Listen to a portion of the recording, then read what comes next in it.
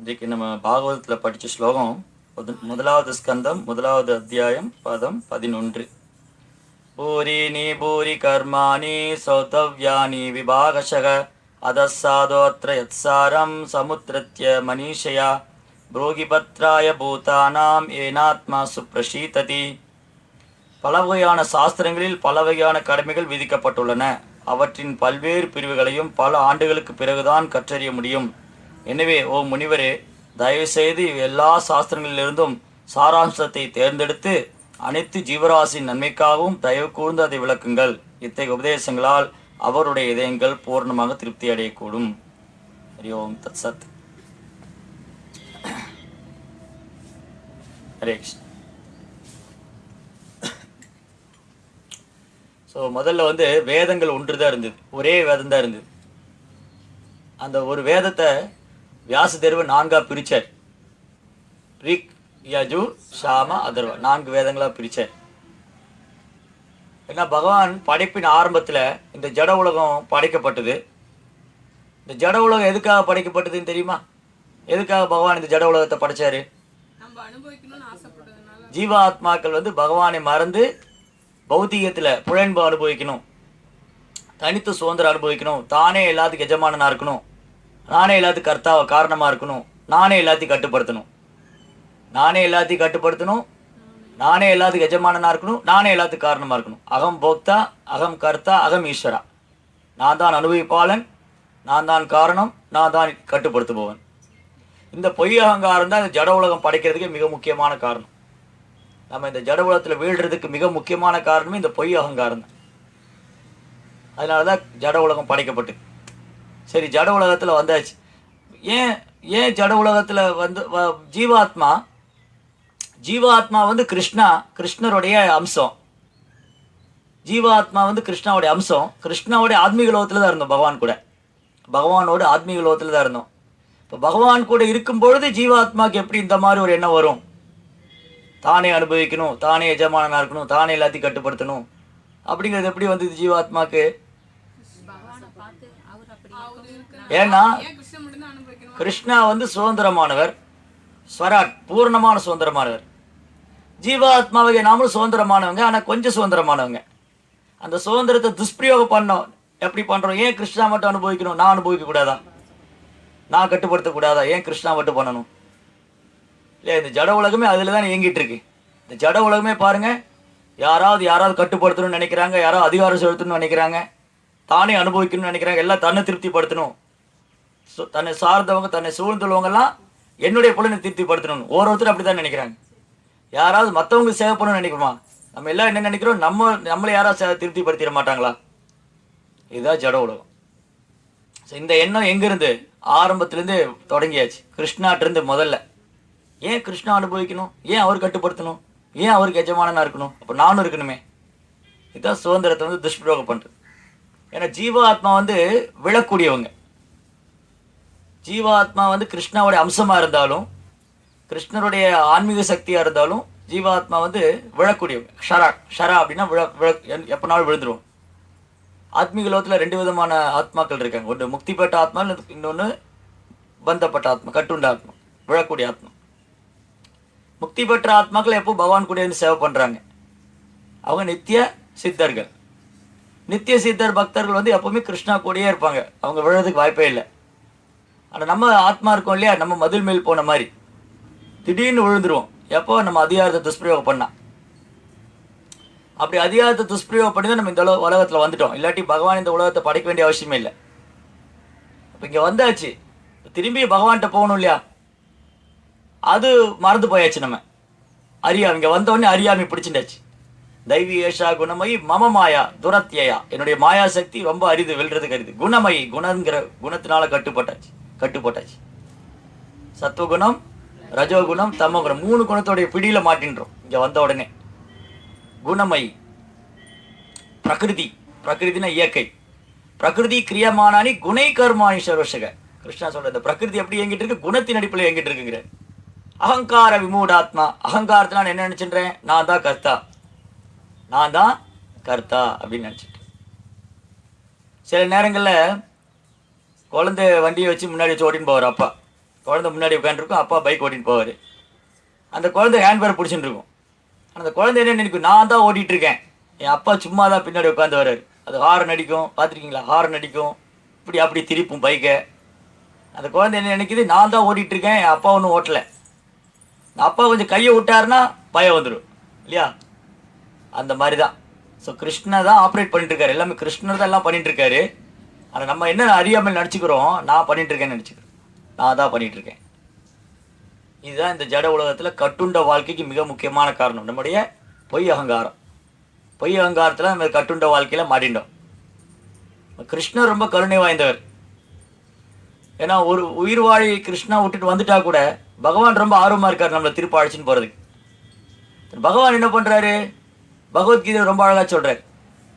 படைப்பின் ஆரம்பத்தில் தேவர்களையும் படைத்து பிராமணர்களையும் படைத்து யாகங்கள் செய்து ஒற்றுக்கொற்று உதவி செய்து சந்தோஷமாக இருங்கள் என்று ஆசீர்வதித்தார் படைக்கப்பட்ட இறைவன். கிருஷ்ணன் என்ன பண்ணாருன்னா தேவர்களை படைச்சார். ஒரு டிபார்ட்மெண்ட்டுக்கு ஒரு தேவதை, 33 கோடி தேவதைகள் இருக்காங்க. அப்போ அவ்வளோ தேவதைகளும் ஒரு சேவையில் ஈடுபடுறாங்க. அவங்கள திருப்திப்படுத்துறதுக்காக பிராமணர் யாகம் செய்கிறாங்க. அந்த பிராமணர்கள் யாகம் செய்யும்போது தேவர்கள் திருப்தி அடைஞ்சு அவங்கள ஆசீர்வதிக்கிறாங்க. இப்படி ஒருத்தர் உதவி பண்ணிவிட்டு ஜனங்களும் சந்தோஷமாக வாழலாம், தேவர்களும் திருப்தி அடைஞ்சிடலாம். இப்போ இதெல்லாம் வேதத்தில் தொகுத்து கொடுக்கணும். என்ன பண்ணணும், ஜனங்க எப்படி தங்களுடைய வாழ்க்கையை அனுபவிச்சுக்கிறது. ஏன்னா அனுபவிக்கிறது தான் நீங்கள் வந்திருக்கோம். அந்த அனுபவிக்கிறதுக்காக நிறைய இந்த சமய சடங்குகள், கட்டுப்பாட்டு விதிமுறைகள், வேத வழிகள்லாம் இருக்குது. அதன் மூலமாக செய்கிறது. இந்த ஜனங்களுக்கு ஆசை நிறைய அனுபவிக்கணும், மேலும் அனுபவிக்கணும். அப்போ என்ன ஆகிடுது, வேதத்தில் இருக்கு, சரி ஓகே இதெல்லாம் பண்ணால் நீ உனக்கு இதெல்லாம் கிடைக்கும். உனக்கு அழகான மனைவி வேணுமா, இந்த ஒரு தேவதையை வழிபட்டுக்கோ. உனக்கு செல்வம் வேணுமா, இந்த தேவதையை வழிபட்டுக்கோ. இந்த மாதிரி யாகம் செய்ய, இந்த மாதிரி பூஜை பண்ணு அப்படின்னு வேதங்களை வியாசர் ஜட உலகத்தில் உயிர் வாழிகளுடைய ஆசை, அவங்க ஆசையை பூர்த்தி பண்ணுறதுக்காக அதில் விவரமாக சொல்கிறார். எல்லாம் கர்மகாண்டம் 3 விஷயம்: கர்மகாண்டம், ஞான காண்டம், உபாசன காண்டம். கர்மகாண்டம் நீங்கள் எப்படி செயல்படுறது, அந்த செயலுடைய பலனை எப்படி அனுபவிக்கிறது, பலனோக்கு செயல்கள். எனக்கு இந்த பூஜை பண்ண எனக்கு என்ன பலன் கிடைக்கும், இந்த யாகம் பண்ண எனக்கு என்ன பலன் கிடைக்கும், நான் செல்வம் தானே இல்லாமா, நான் வசதியாக வாழலாமா, எல்லா பௌதிக வசதிகளும் அனுபவிக்கணும். அது என்ன ஜனங்க மசியில் ஜனங்களுடைய இதயத்தில் வேரூன்றி இருக்கு. இங்கே இருக்கிறவங்க யாராவது ஒத்துராவது ஜட உலகத்தில் 100க்கு 99% என்ன நினைக்கிறாங்க, நான் வசதியாக வாழணும், ஆடம்பரமாக வாழணும், பெயர் புகழ்லாம் கிடைக்கணும், நிறைய பேர் என்னை பாராட்டணும், இப்படி தான் நினைக்கணும். அப்போ இதுக்கான வழிபாடுகள் வேதத்தில் இருக்குது. என்னென்ன தேவதை வழிபடணும், என்னென்ன யாகம் பண்ணணும், எந்த மாதிரி பூஜைகள் செய்யணும், இதெல்லாம் இருக்குது. அதோட நோக்கம் என்னென்னா படிப்படியாக அவங்கள ஜட குணத்திலேருந்து விடுவிக்கிறது தான். ஏற்கனவே பௌதிக புலன்பத்தில் மூழ்கி போயிருக்காங்க. அப்போ கொஞ்சம் கொஞ்சமாக அவங்கள வேத நியமங்களை பின்பற்ற வைக்கணும். தர்மே நகினா பசுபி சமானா, தர்மத்தை பின்பற்றலாம் விலங்கு தான். ஏன்னா விலங்குகளுக்கு தர்மம் தெரியாதுல்ல. இப்போ தர்மே நகினா பசுபி சமானா, தர்மம் இல்லைன்னா அவன் விலங்கு தான். சரி, குறைந்தபட்சம் தர்மத்தையாவது பின்பற்றட்டும் அப்படின்னு பகவான் என்ன பண்ணாருன்னா வேதங்களை வியாசரோட ரூபத்தில் வேதங்களை பிரித்து கொடுத்துரு. இந்தந்த இது பண்ணுங்க, இந்தந்த குணத்தில் உள்ளவங்களுக்கு, அறியாமை குணத்தில் இருக்கும் என்னென்ன வழிபாடு பண்ணலாம், அது அவங்களுக்கு சுலபமாக இருக்கும். அப்புறம் தீவிர குணத்தில் உள்ளவங்க இந்த மாதிரி வழிபாடு பண்ணால் அவங்க அதில் பக்குவம் அடையலாம். சத்துவ குணத்தில் உள்ளவங்க இந்த மாதிரி வழிபாடு பண்ணணும். ஒவ்வொருத்தருடைய குணத்துக்கு தகுந்த மாதிரி புராணங்கள், சிவபுராணம், லிங்க புராணம், விஷ்ணு புராணம், இது மாதிரி அவங்களுடைய குணத்துக்கு தகுந்த மாதிரி புராணங்கள். அந்த புராணங்கள் உள்ள வழிபாடுகளை செய்து அவங்க படிப்படியாக பௌதிக ஆசைகளை பூர்த்தி பண்ணிக்கலாம். தர்ம, அர்த்த, காம, மோக்ஷா. தர்மம் முதல்ல நம்ம என்ன தர்மத்தில் இருக்கோ நம்ம தெரிஞ்சுக்கணும். அதுதான் வர்ணாசிரம தர்மம். வர்ண ஆசிரமம் சாதுர்வர்ணம் மயா சிஸ்டம் குண கர்ம விபாகஷன கிருஷ்ணா. 4 வர்ணம், 4 ஆசிரமம். எதன் அடிப்படையில்? குணத்தின் அடிப்படையிலும் செயலின் அடிப்படையிலும். குண கர்ம விபாகஷன். இந்த 4 வர்ண ஆசிரமம் என்னாலேயே படைக்கப்பட்டதுங்கிறார் கிருஷ்ணா. எதனின் அடிப்படையில்? குண கர்ம விபாகஷன். அதை படைச்சிருந்தாலும் கிருஷ்ணா அதுக்கு அப்பாற்பட்டவர். தஷ்ய கர்த்தாரமயம் வித்ய அகர்த்தாரம் அவ்வியம். அதுக்கு கர்த்தா கிருஷ்ணா தான், காரணம் கிருஷ்ணா தான். 4 வர்ணங்களை தோற்றுவிச்சது கிருஷ்ணா தான். ஆனால் அதுக்கு அவர் அப்பாற்பட்டவர், அவர் அதுக்கு உட்பட்டவர் அல்ல. உதாரணத்துக்கு 4 வர்ணம், பிராமணன், சத்திரியன், வைஷ்யன், சூத்ரன். இந்த 4 வர்ணத்தை உண்டு பண்ணது கிருஷ்ணா தான். ஆனால் கிருஷ்ணன் இதில் எதையும் சேர்ந்தவர் கிடையாது. ஆனால் இந்த பூமியில் வரும்பொழுது ஒரு சத்திரிய வம்சத்தில் வர்றாரு, அதனால கிருஷ்ணா சத்திரியர் ஆயிட்டார் அப்படின்னு அர்த்தம் இல்லை. இல்லை சில நேரங்களில் வந்து பிராமணர் குழந்தையா வர்றாரு, அப்போ அவர் பிராமணர் ஆயிட்டாருன்னு அர்த்தம் இல்லை.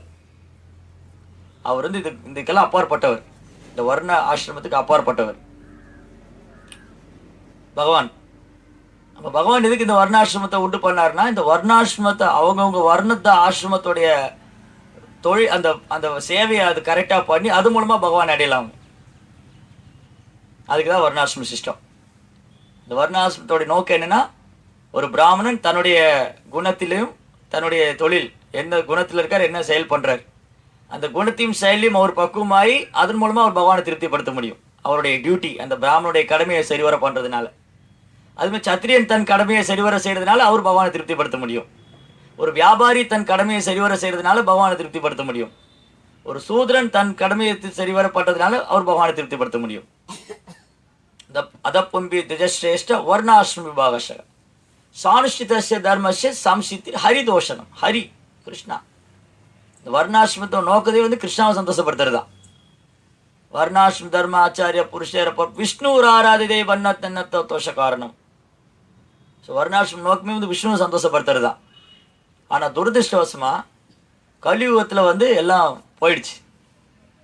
வர்ணாசிரம கொள்கையை பின்பற்றுறது ஏறக்குறைய அழிஞ்சிருச்சு கலியுகத்தில். ஏன்னா கலியுகத்தில் பிராமண விதிகளை பின்பற்றுறவங்க ஏறக்குறைய கிடையாது. பேரளவு பிராமணராக இருக்காங்க, பேரளவு சத்திரிய வம்சம்னு சொல்லிக்குவாங்க, பேரளவு வியாபாரிகள். கலியுகத்தில் எல்லாம் சூத்திரர்கள் தான். கலு சூத்திர சம்பவா, கலியுகத்தில் எல்லாம் சூத்திரம் தான். அப்போ எல்லாம் ஏறக்குறைய போயிடுச்சு. பிராமணர்கள் கிடையாது, சத்திரியர்கள் கிடையாது, உண்மையான வியாபாரியும் கிடையாது. உண்மையான வியாபாரம் ரிஷிகோ ரக்ஷவாணிஷம், பசுக்களை உற்பத்தி பண்ணுறது, பால் தயாரிக்கிறது, தானியங்கள் உற்பத்தி பண்ணுறது, அதுவும் போயிடுச்சு.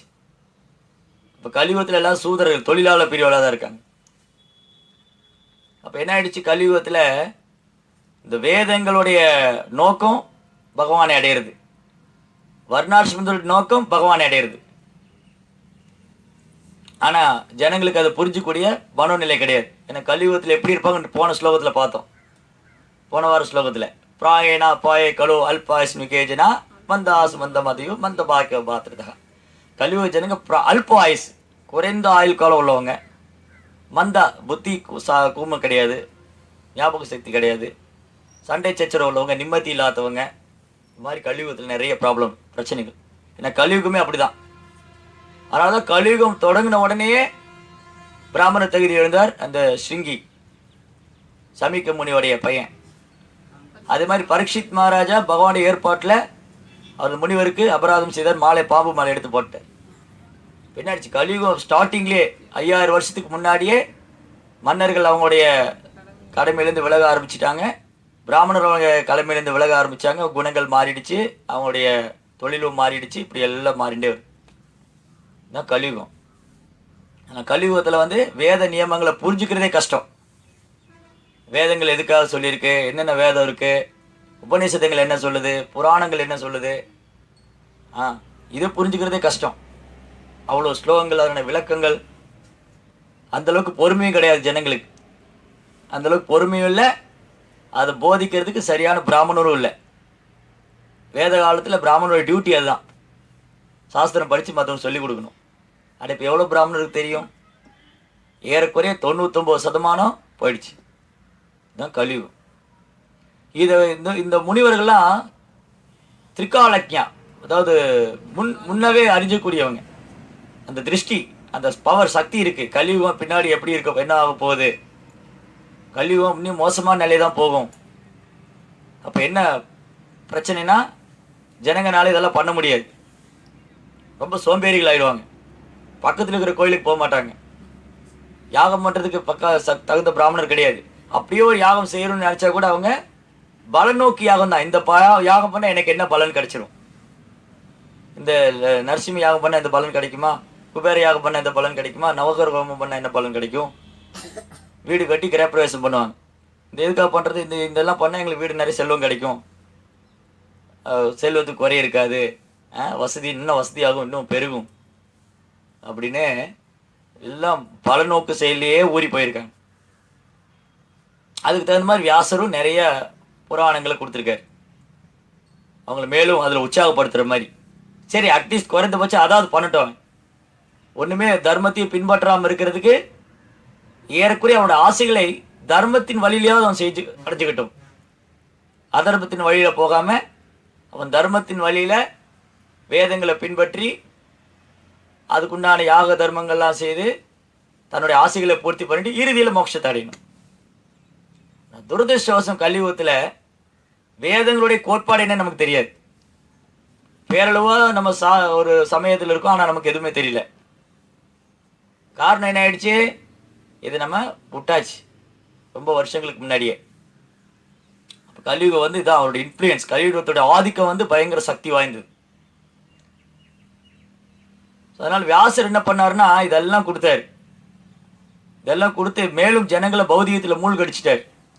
ஏற்கனவே அவங்க புலன்பத்தில் மூழ்கி போயிருக்காங்க, இது பண்ணிட்டார் நிறையா. அப்போ என்ன பண்ணா, வேதத்தில் இருக்குல்ல அதனால பண்ணலாமே, வேதத்தில் சொல்லியிருக்கேன் இந்த யாகம் பண்ண, எனக்கு இந்த வேதத்தை சொன்னதானே அந்த யாகம் பண்ணோம், அதனால தானே பண்ணுறோம். இப்போ அதுவும் குறைஞ்சாயிடுச்சு, அதுவும் சரியா, ஏன்னா தெரியாது என்ன பண்ணணும்னு. அதனால் இந்த முனிவர்கள்லாம் வந்து முன்கூட்டியே யோசிச்சு வச்சுட்டாங்க, கலியுக ஜனங்களுக்கு ஏதாவது நன்மை பண்ணணும். அவங்க பாவம் பிற்காலத்தில் வந்து ரொம்ப கஷ்டப்படுவாங்க, அவங்களுக்கு வேதம் படித்தா புரியாது, வேதங்களை சொல்லிக் கொடுக்குறது யாரும் இருக்க மாட்டாங்க, உபநிஷதங்களை பற்றி தெரியாது, பக்தித்தோடைய மகிமை தெரியாது, எதுவுமே தெரியாது அவங்களுக்கு. அவங்களுக்கு தெரிஞ்சதெல்லாம் ஒன்றே ஒன்று தான், புலனின்பம் அனுபவிக்கிறது. புலனின்பமே பிரதானம். இதுதான் கலியுகத்தோடைய தாரக மந்திரம். இதுதான் புலனின்பமே பிரதானம். அந்த புலனின்பத்துக்கு ஏதாவது ஒரு சின்ன தடங்கள் வரும்போது சண்டையாயிடும். அது வீட்டில் ஆனாலும் சரி, சொசைட்டியில் சமுதாயத்தில் ஆனாலும் எங்கேனாலும் என்னுடைய புலன்பத்துக்கு ஒரு சின்ன தடங்கள் வருதா, அப்போ யாராக இருந்தாலும் பார்க்க மாட்டேன். அது எப்படி என்னுடைய இதை நீங்கள் என்னுடைய சந்தோஷத்தை கெடுக்கலாம், நீங்கள் உடனே சண்டை போடுறோம் இல்லையா? இதுதான் கலியுகம். அப்போ இந்த முனிவர்கள்லாம் கேட்டுக்கிட்டாங்க. சூத கோஸ்வாமி இடத்துல சவுனக ரிஷியோட தலைமையில் எல்லா முனிவர்களும் இந்த மாதிரி கலியுக ஜனங்களால் இதெல்லாம் புரிஞ்சிக்க முடியாது, வேதங்களை படித்தா புரியாது அவங்களுக்கு, அவருடைய தாற்பயத்தையும் புரிஞ்சுக்கிறது ரொம்ப கஷ்டம் அவங்களுக்கு. தன் வர்ணாசிரம் தர்மத்தையும் ஏறக்குறைய விட்டுட்டாங்க, வர்ணாசிரம் தர்மத்தையும் பின்பற்றுறதில்லை.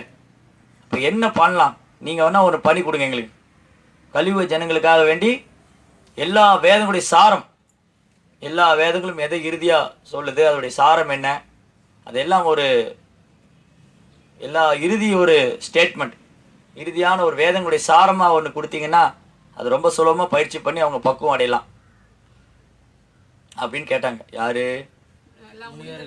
சூத கோஸ்வாமிகிட்ட வந்து சவுனக ரிஷியோட தலைமை எல்லா முடிவுகளும் கேட்குறாங்க. இதே மாதிரி தான் இந்த ஏ ஆத்மா சுப்ரசித்தி, இதுதான் ஆத்மாவுக்கு சந்தோஷம் தரக்கூடியது. ஏன்னா முனிவர்களுக்கு நல்லாவே தெரிஞ்சிருந்தது, பக்தி தோண்டு தான் ஆத்மாவுக்கு சந்தோஷம் தரக்கூடியது. பௌதிக விஷயங்கள் எதுவுமே ஆத்மாவுக்கு சந்தோஷம் தராது, இந்த உடலுக்கு வேணால் சந்தோஷம் கொடுக்கும் இல்லையா? பிரபுபார் நிறையா உதாரணம் கொடுப்பார். மீன் இருக்கு இல்லையா, மீன் வந்து தண்ணிக்குள்ளே இருக்கும்போது தான் சந்தோஷமாக இருக்கும். அந்த மீனை தண்ணியிலேருந்து வெளியில் எடுத்து அதுக்கு என்ன வேணாலும் கொடுத்து பாருங்க, இட்லி கொடுங்க, தோசை கொடுங்க, சந்தோஷமாக இருக்குமா? செத்து போயிடும். அதோடைய நேச்சர்னா தண்ணிக்குள்ளே இருக்கிறது தான். தண்ணிக்குள்ளே இருந்து அதுக்கு என்ன கிடைக்குதோ அதை சாப்பிட்டு சந்தோஷமாக இருக்கும். அதை தண்ணியிலேருந்து வெளியே எடுத்து நீங்கள் 5 ஸ்டார் ஹோட்டலில் கூட்டி போய் விருந்து கொடுத்தா கூட அது செத்து போயிடும், இருக்க முடியாது. ஏன்னா அதுக்குன்னு ஒரு சுபாவம் இருக்கு இல்லையா, அது தண்ணியில் இருக்கிறது தான். அந்த மாதிரி ஜீவாத்மாவுக்கு ஒரு சுபாவம் வந்து கிருஷ்ணாவை தெரிஞ்சுக்கிறது தான், கிருஷ்ணாவுக்கு சேவை பண்ணுறது தான். அதை மறந்து போயிட்டு நம்ம என்ன பண்ணுறோன்னா வெளியிலலாம் தேடிக்கிட்டு இருக்கோம், பௌதிகத்தில் தேடிக்கிட்டு இருக்கோம், புலனின்பத்தில் கிடைக்குமான்னு தேடிட்டு இருக்கோம். புலனின்பத்தில் கிடைக்குமா, வசதி வாய்ப்புனால கிடைக்குமா, பெயர் புகழால் கிடைக்குமா அப்படின்னு தேடுறோம். ஆனால் இது எதுவுமே அந்த ஜீவாத்மாவுக்கு சந்தோஷமே தராது. ஜீவாத்மா தான் இந்த உடல் நினச்சிக்கிறதுனால இந்த உடலுக்கு சில சௌகரியங்கள் வரும்போது சந்தோஷமாயிடுறோம். எனக்கு கிடைச்சிருச்சு, எனக்கு பெரிய வேலை கிடைச்சிருச்சு, எனக்கு நல்ல இடத்துல அழகான பொண்ணு கிடைச்சிருச்சு, எனக்கு அது கிடைச்சிது, அது சந்தோஷம் நினச்சிக்கிறோம். இது எதனால்? இந்த உடலை மையமாக வச்சுருந்தான். ஆனால் அதனால தான் அதை நம்ம தக்க வச்சுக்க முடியல. இந்த உடலால் பெறக்கூடிய சந்தோஷத்தை நம்மளால் தக்க வச்சுக்க முடியாது. நிரந்தரமான சந்தோஷம் வந்து ஆத்மா சுப்ரசீததி. எது சுப்ரசீததி? அந்த ஆத்மாவுக்கு எது சந்தோஷம் கொடுக்குமோ அதை பற்றி சொல்லுங்கள். நீங்கள் இவ்வளோ நாள் சொன்னதெல்லாம் வியாசர் சொன்னது பூரா உடலுக்கு சந்தோஷம் கொடுக்கறது தான். இந்த ஹோமா அந்த ஹோமா இதெல்லாமே உடலுக்கு சந்தோஷம் தரும். இந்த பூஜா, இந்த தேவதை வழிபாடு. அதனால தான் வியாசருக்கே திருப்தி இல்லை. இவ்வளோ எழுதினாரு. உட்காந்து சரஸ்வதி நதிக்கரையில் பத்ரி ஆசிரமத்தில் எழுதுறாரு, ஒரு குகையில். இப்போ நீங்கள் போனால் பார்க்கலாம், பத்ரிநாத்தில் வியாசரோட குகை. உட்காந்து எழுதினார். வேதங்கள், புராணங்கள், உபநிஷத்துங்கள் எல்லாமே எழுதினார். அதை பிரித்து பிரித்து அது விளக்கம் கொடுத்து எல்லாம் பண்ணிட்டார். ஆனால் அவருக்கு திருப்தியே இல்லை. ஒரு மாதிரி மனசுக்குள்ள ஒரு சங்கடம் இருந்துகிட்டே இருக்கு. சரஸ்வதி நதியில் போய் நீராடிட்டு குளிச்சுட்டு வந்து உட்காந்து தியானம் பண்ணுற உட்காந்தாரு. அப்போ நாரத முனிவர் வந்தார், வியாசருடைய குரு நாரதர். ஸோ நாரதர் வந்தோடனே வியாசர் சாஸ்திரம் எழுதி நமஸ்காரம் பண்ணார், பிரார்த்தனை பண்ணார். நாரதர் வந்து வியாசர் புகழ்ந்தார். தன்னுடைய சீடராக இருந்தாலும் அவர் ரொம்ப புத்திசாலி, நிறைய பண்ணியிருக்காரு, நிறைய புஸ்தகங்கள், நிறைய சாஸ்திரங்கள் எழுதியிருக்காரு, விளக்கம் கொடுத்துருக்கிறாரு. அவரை மாதிரி புத்திசாலி யார் இருக்க முடியும்? நீங்கள் ரொம்ப இன்டெலிஜென்ட், ரொம்ப புத்திசாலி, நீங்கள் ரொம்ப தர்மத்தை பற்றி நிறைய சொல்லியிருக்கீங்க, நீங்கள் நல்ல காரியங்கள் நிறையா பண்ணியிருக்கிறீங்க. ஆனால் என்ன பிரயோஜனம்? ஏன் உங்களுக்கு சந்தோஷம் இல்லை? நீங்கள் பகவானுடைய பக்தி தொண்டு நேரடியாக கொடுக்கல. பக்தி தொண்டு நேரடியாக கொடுக்காதனால அது ஆத்மாவுக்கு சந்தோஷம் தராது. அதனால தான் கிருஷ்ணர் ரொம்ப அழகாக சொல்கிறார் பகவத்கீதையில், திரைகுண்ய விஷோ வேதா நிஸ்திரைகுண்யோ பவ அர்ஜுனா. அர்ஜுனா, இந்த வேதங்கள் வந்து 3 குணத்தை பற்றியே தான் சொல்லிகிட்டு இருக்கும். ஒருத்தர் எப்படி ரஜோகுணத்தில் இருக்கிறவங்க என்ன வழிபாடு பண்ணுவாங்க, ரஜோகுணம் எப்படி இருக்கும், அதில் அவங்களோட செயல்பாடுகள் எப்படி இருக்கும், தமோ குணத்தில் வரவங்க வழிபாடு என்ன, அவங்க எந்த மாதிரி இருக்காங்க, அதனால் என்ன பலன் கிடைக்கும் அவங்களுக்கு, ரஜோகுணத்தில் சத்துவகுணத்தில் உள்ளவங்க என்னென்ன வழிபாடு பண்ணுவாங்க, அதில் என்ன, இதெல்லாம் குணத்தையே சார்ந்தது, 3 குணத்தையே சார்ந்தது. வேதங்களில் இருக்கிறதெல்லாம் 3 குணத்தையே சார்ந்தது. அதனால் அதை கடந்து வருவாயாகன்னு சொல்கிறார் கிருஷ்ணா. திரைகுண்ய விஸ்வ வேதா நிஸ்திரைகுண்யோ பவார்ஜுனா. வேதங்களுடைய மலர் மொழியால் நீ கவரப்பட்டுக்கூடாதுங்க. வேதவாதரதை பார்த்தா வேதங்களுடைய ஸ்லோகம்லாம் ரொம்ப அட்ராக்டிவாக இருக்கும், ரொம்ப கவரக்கூடியதாக இருக்கும். பிராமணர்கள் வந்து யாகம் செய்து அந்த ஸ்லோகங்கள்லாம் ரொம்ப கவரக்கூடியது. ஆனால் உட்பொருள் அர்த்தம் என்னதுன்னா, எனக்கு பௌதிகமாக ஏதாவது கிடைக்குமா, இந்த யஜ்ஞம் பண்ண எனக்கு எந்த பலன் கிடைக்கும். வேத காலத்தில் மன்னர்களாக யாகம் பண்ணுவாங்க, நான் இந்த யாகம் பண்ணால் நான் இந்திரனுடைய பதவிக்கு போயிடுவேன், 100 அஸ்வமேத யாகம் பண்ண இந்திரனுடைய பதவி அடிச்சிடலாம், புத்திரகாமேஷ்டி யாகம் பண்ண பயம் கிடைக்கும், அப்புறம் கணபதி வழிபட்டால் தடங்கல்கள் போகும், குபேரனை வழிபட்டால் செல்வம் கிடைக்கும், இதெல்லாம் இருக்கு இல்லையா. இதெல்லாம் 3 குணத்தில் சார்ந்தது. இதை கடந்து வருவாயாக அர்ஜுனான்ற கிருஷ்ணா. அதனால் வியாசர் கொடுத்தது பூரா வேதங்களில் 3 குணத்தில் உள்ளவங்க அந்தந்த செயலை பண்ணி அதில் அவங்க படிப்படியாக கொஞ்சம் கொஞ்சமாக அவங்க மேலே வர்றது. எல்லாத்துக்கும் மேலே இந்த முனிவர்கள் கேட்டது பிரயோஜனமாக ஏதாவது கொடுங்க கலியுக ஜனங்களுக்கு. அது ஒன்றே போதுமானதாக இருக்கணும். அந்த ஒன்று போதுமானதாக இருக்கணும். அது எல்லாருக்கும், எல்லா ஆத்மாவுக்கும் நன்மை பயக்கக்கூடியதாக இருக்கணும். அப்போ தான் வியாசதேவர் பாகவதம் எழுதினார். ஸ்ரீமத் பாகவதம் புராணம் அமலம் பிரேமப்பு மருத்துவ மகான். ஸ்ரீமத் பாகவதம் புராணம் அமலம், அழுக்கற்ற புராணம். துளி கூட பௌதிக சிந்தனை கிடையாது பாகவதத்தில். எந்த ஒரு பக்கத்துலையும் பாகவதத்தில் இந்த பாகவதம் படித்தா அவங்க இந்த பலன் கிடைக்கும், இந்த புண்ணியம் கிடைக்கும் கிடையாது. பாகவதத்தில் ஒவ்வொரு பக்கத்திலும் கிருஷ்ணர் மேலே அன்பு, கிருஷ்ணாவுடைய குணங்கள், அவருடைய லீலைகள், அவருடைய வைபவங்கள், பக்தனுடைய தெய்வீகமான குணங்கள், பகவானுக்கு பக்தனுக்கு இடையே உள்ள அன்பு பரிமாற்றங்கள், பக்தி தன்னுடைய மகிமைகள், இதே தான் சொல்லியிருப்பார். அப்போ பக்தர்களுக்கு பாகவதம் வந்து ஒரு ஒரு வரப்பிரசாதம், பகவானுடைய இலக்கிய அவதாரம் பாகவதம். கிருஷ்ணர் வேற, பாகவதம் வேற இல்லை. இப்போ கலியுகத்தில் கிருஷ்ணர் லீலையை முடிச்சுன்னு போன உடனே அவரோட எல்லா ஐஸ்வர்யங்களும் போயிடுச்சு. இந்த பூமியில் பகவான் இருந்தப்போ எல்லா ஐஸ்வர்யங்களும் இங்கே பூமியில் இருந்தது. பகவான் லீலையை முடித்து போனே எல்லா ஐஸ்வர்யங்களும் பகவானோட போயிடுது. அப்போ பகவான் என்ன விட்டுன்னு போனாருன்னு கேட்டாங்க முனிவர்கள். சொன்னாங்க, பகவான் வந்து பாகவதம் விட்டுன்னு போயிருக்காங்க. இதுதான் மிகப்பெரிய சொத்து பக்தர்களுக்கு பாகவதம். இந்த பாகவதம் வந்து நிகம கல்பதரு விருப்பங்கள் எல்லாம் பூர்த்தி செய்யக்கூடியது. கல்ப விருட்ச தருன்னா மரம், கல்பதரு. நிகம கல்பதரோ கலிதம் பலம் சுகமுகா திருவசம்பீதம் பிபத பாகவதம் ரசமாலயம். ரசம் மீன்ஸ் ஜூஸ். எல்லா வேதங்களுடைய சாரம் ஸ்ரீமத் பாகவதம். அதை வந்து சுகதேவ கோஸ்வாமியுடைய வாயிலிருந்து கேட்கும்போது இன்னும் சுவையாகும். சுகதேவ கோஸ்வாமி மாதிரி ஒரு தன்னை உணர்ந்த ஆத்மா ஒரு தூய பக்தர்கிட்ட கேட்கும்போது அது இன்னும் ரொம்ப சுவையாக இருக்கும். அதனால் பாகவதம் என்ன சொல்லுதுன்னா, இது எல்லா வேதங்களுடைய சாரம். இது ஸ்ரீமத் பாகவதம். பாகவதத்துக்கு இணையான ஒரு சாஸ்திரமே கிடையாது. அதை விட உயர்ந்த சாஸ்திரமும் கிடையாது. எல்லா வேதங்களுடைய சாரமும் எல்லாம் எழுதி முடித்து தன்னுடைய பக்குவமான நிலையில் இறுதியாக வியாசர் கொடுத்த ஒரு ஈடு இணையற்ற ஒரு சாஸ்திரம் தான் ஸ்ரீமத் பாகவதம். ஸ்ரீமத் பாகவதம் வந்து எல்லா அறியாமையிலிருந்து விடுவிக்கக்கூடியது, கிருஷ்ண பிரேமம் தரக்கூடியது, கிருஷ்ணா மேலே அன்பு தரக்கூடியது. அந்த பாகவதம் தான் கலியுகத்தில் தர்மம். இந்த பாகவத தர்மத்தை பின்பற்றுறது தான் ரொம்ப ரொம்ப முக்கியம். வர்ணாசிர தர்மம்லாம் போயிடுது ஏறக்குறைய. அதனால் இப்போ அது பெரிய சர்ச்சையும் ஆயிடுச்சு. பிரபா ரொம்ப அழகாக சொன்ன பொருளுரையில், மிக கடினமான தொந்தரவுகளுக்கு மத்தியில் இதை பயிற்சி பண்ணுறது ரொம்ப கஷ்டமாக இருக்குது. கலியுகத்தில் வந்து ஏறக்குறைய நிறைய எதிர்ப்புகள் ஆயிடுச்சு. எதிர்ப்புகள் காரணம் என்னென்னா, எல்லாரும் அறியாமையில் தானே இருக்காங்க. கலிபுருஷோட ஆதிக்கத்தில் இருக்காங்க, அவனுடைய கண்ட்ரோலில் கட்டுப்பாட்டில் இருக்காங்க.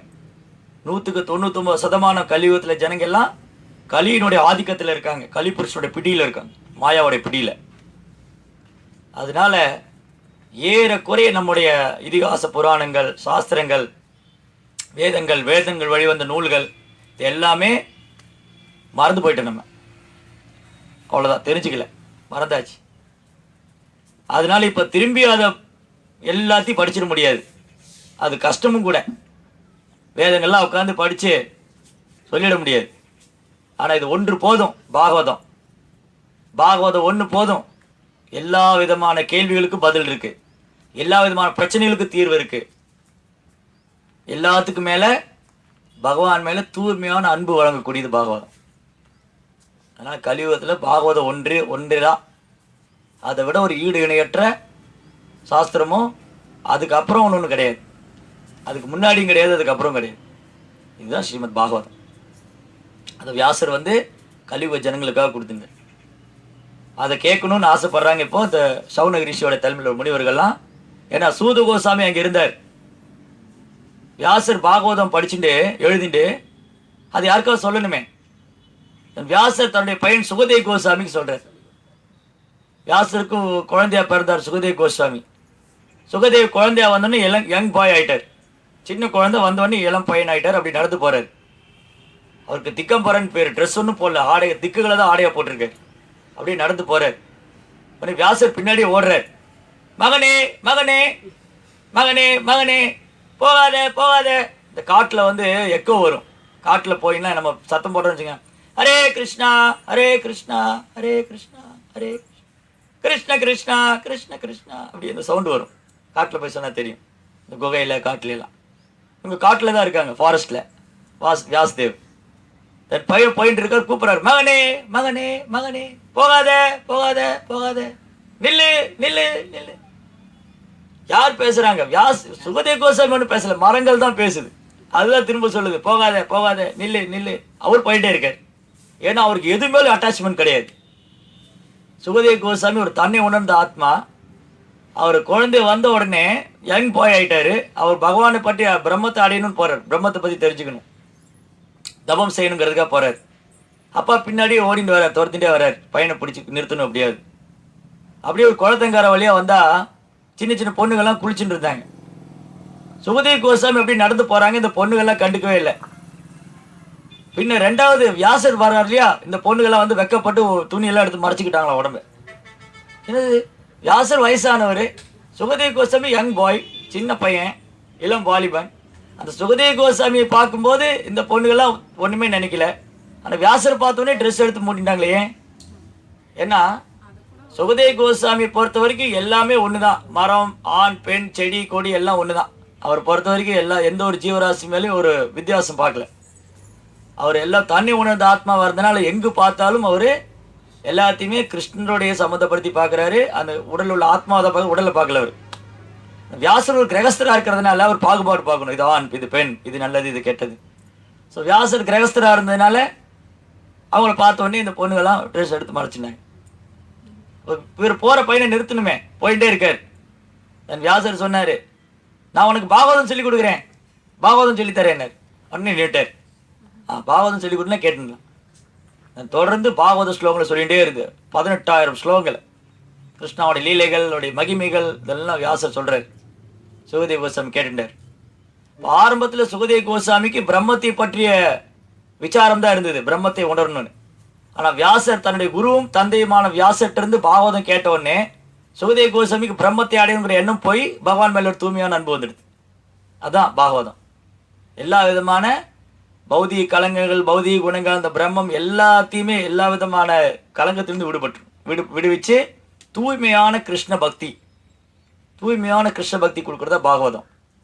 சுகதேவ கோஸ்வாமி பாகவதம் கேட்டோடனே ஒரு உன்னதமான வைஷ்ணவராங்க. தென் அதுக்கப்புறம் அது அவர் போதிக்கிறார். பரீட்சித் மகாராஜா அந்த யமுனை கங்கை கரையில் உட்காந்துட்டு இருக்கார். இன்னும் 7 நாள் இறந்து போகிறார். அப்போ என்ன பண்ணணும்னா என்ன பண்ணணும், என்ன பண்ணக்கூடாது, யாரை பற்றி கேட்கணும், யாரை பற்றி படிக்கணும், நிறைய முனிவர்கள் இருக்காங்க அங்கே. பரீட்சித் மகாராஜா உலகத்துக்கே சக்கரவர்த்தியாக இருந்தார் 5000 வருஷத்துக்கு முன்னாடி. அவர் இந்த உடலை விட போறாரு தெரிஞ்ச உடனே, அங்கே வந்துட்டாருன்னு தெரிஞ்ச உடனே பல பல முனிவர்கள், ரிஷிகள் பல நாடுகள்ல இருந்தெல்லாம் வந்திருக்காங்க. ஆனால் அவங்ககிட்ட யார்கிட்டையுமே பரீட்சித் மகாராஜா எதுவுமே கேட்கல. ஆனால் சுகதேவ கோஸ்வாமி வந்த உடனே அவரை வரவேற்று உட்கார வச்சுட்டு அவர்கிட்ட கேட்குறாரு. ஏன்னா மற்றவங்க எல்லாருமே வேறு வேறு தத்துவங்களை படித்தவங்க, சைவர்கள், வைணவர்கள், நிறைய பேர் இருக்காங்க. நிறைய முனிவர்கள், பிரம்மத்தை உணர்றவங்க, அஷ்டாங்க யோகத்தை பயிற்சி பண்ணுறவங்க, தியான யோகம் பண்ணுறவங்க, கர்ம மீமாசை தத்துவத்தை பின்பற்றுறவங்க, இது மாதிரி தத்துவங்களில் விதவிதமான தத்துவங்களை பின்பற்றக்கூடியவங்க இருக்காங்க. ஆனால் சுகதேவ கோஸ்வாமி அங்கே வந்த உடனே எல்லாரும் எழுந்து அவர் வரவேற்றாங்க. நான் பரீட்சித் சுகதேவ கோஸ்வாமிகிட்ட கேட்டாங்க, நான் என்ன பண்ணணும். நான் எல்லா முனிவர்களுக்கும் தெரியும் சுகதேவ கோஸ்வாமி ஒரு உன்னதமான மகா புருஷர், தெய்வீகமானவர்.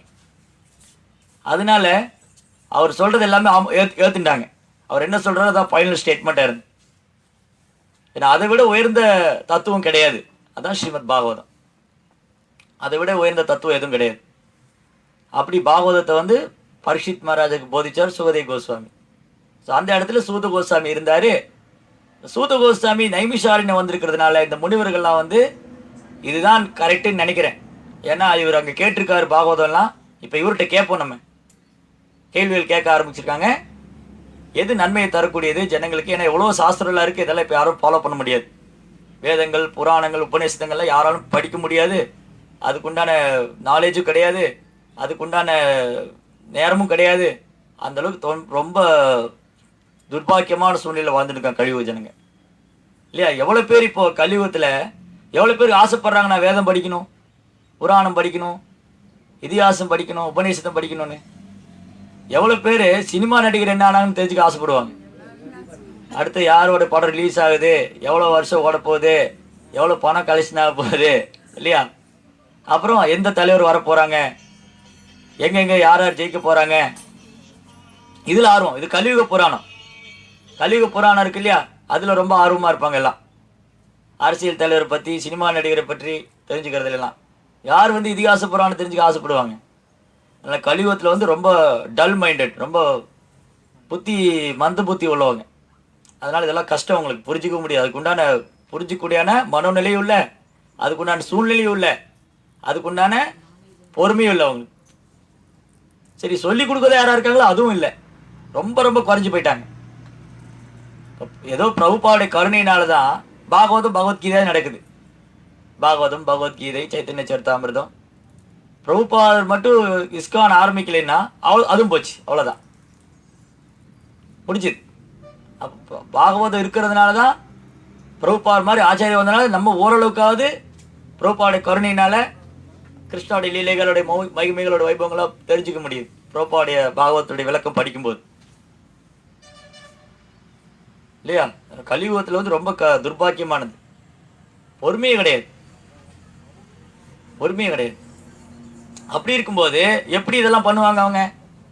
தன் முனிவர்கள் புரிஞ்சுட்டாங்க. அப்போ இவங்களுக்கு ஏதாவது எளிமையான காரியம் இருக்கணும், எளிமையாக சீக்கிரமாக அந்த ஆத்மாவுக்கு சந்தோஷம் கிடைக்கணும். ஏன்னா கலியுகத்தில் ஆத்மா சந்தோஷத்தை விட்டுட்டு உடல் சந்தோஷத்தையே போயிட்டு இருக்கணும். உடலுக்கு சந்தோஷம் கிடைக்குமா, உடலுக்கு இந்த உடல் எப்படி திருப்திப்படுத்துறது, இதிலேயே ஓடிட்டு இருக்கோம் இல்லையா. அப்போது இந்த ஜனங்களுக்கு ஆத்ம சந்தோஷத்துக்கு ஏதாவது செய்யணுமே, அது இருந்தால் சொல்லுங்கள். எல்லா வேதங்களுடைய சாரமாக ஏதோ இருக்கா அதை சொல்லுங்கள். அப்போ மறைமுகமாக கேட்குறாங்க, பாகவதம் சொல்லுங்கள், இதுதான் ஆத்மாவுக்கு சந்தோஷம் தரக்கூடியது அப்படின்னு இந்த முனிவர்கள்லாம் பிரார்த்திக்கிறாங்க. யார் இடத்துல? சூத கோஸ்வாமி. தென் சூத கோஸ்வாமி அடுத்து பின்னாடி வரக்கூடிய ஸ்லோகங்கள்ல இன்னும் 2-3 கேள்வியெல்லாம் கேட்டுட்டு கடைசி சூத கோஸ்வாமி பாகவதம் பேசுகிறேன். ஹரே கிருஷ்ணா. ஜெய் ஸ்ரீல பிரபுபாத் கி.